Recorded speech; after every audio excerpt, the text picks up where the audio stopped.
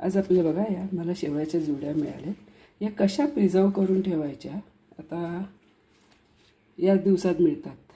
तर या आपण फ्रीजरमध्ये कशा प्रकारे ठेवू शकतो ते मी तुम्हाला दाखवते.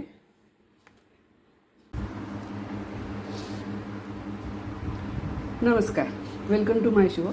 आता बघा आपल्याला शेवळं मिळाले. त्याच्या वरची मी फक्त सुकी पानं आहेत ना ती काढले आणि आता आपण कापताना बघा कसं कापणार आहोत. वरची जी काळी टोकं आहेत ना बघा, ही काळी टोकं आहेत ना ही कापून घ्यायची आहेत आणि अशी बारीक बारीक करून घ्यायची. अशा प्रकारे मी सर्व बारीक करणार आहे आणि ही याला काकडं म्हणतात. ही पण प्रिझर्व कसं करायचं आहे ते मी तुम्हाला शिकवते. तर पहिले आपण शेवळं कापून घेऊ, मग काकडाचं काय करायचं ते दाखवते. बघा सर्व कापून मी पाण्यात टाकले. आता आपण ना जरा पाण्यात एकदा धुवून ठेवू. धुवून आहे ना पाण्यात बघा मी आता असं पाण्यात बुडवून ठेवले. आता ही जवळजवळ 2 ते 3 तास ठेवायची. मध्ये मी एकदा ही अशी वरच्यावर चाळणीत काढून खालचं पाणी टाकून देणार आहे. असं तुम्ही 2 वेळा तरी करा, जसं जसं लक्षात येईल तसं.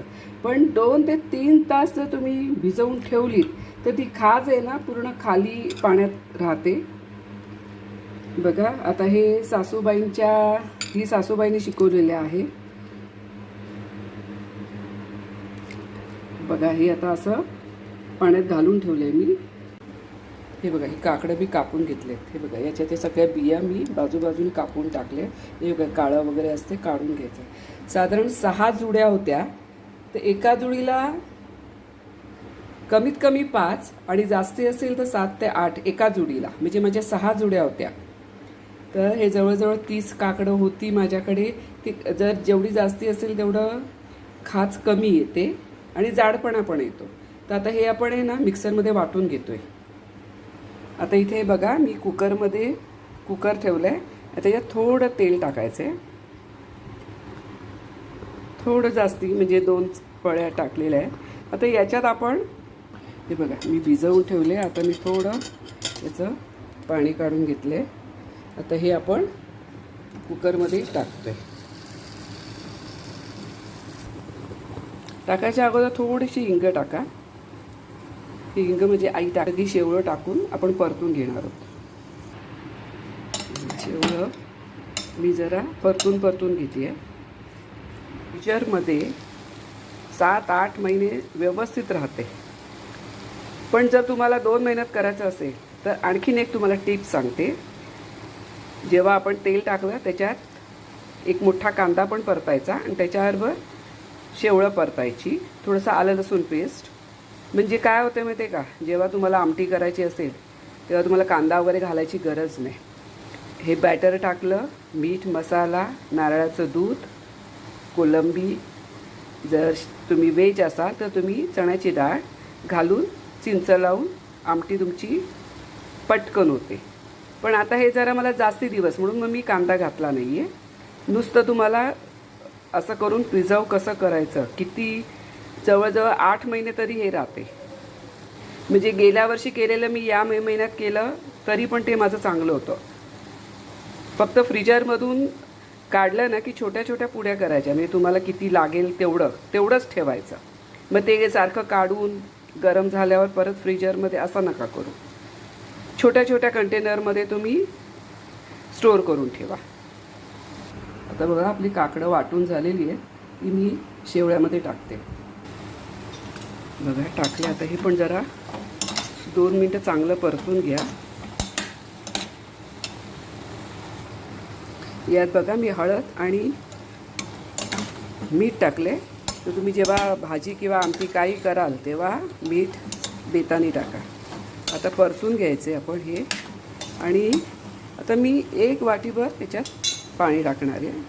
हे जे आपलं वाटलेलं आहे ना तेच.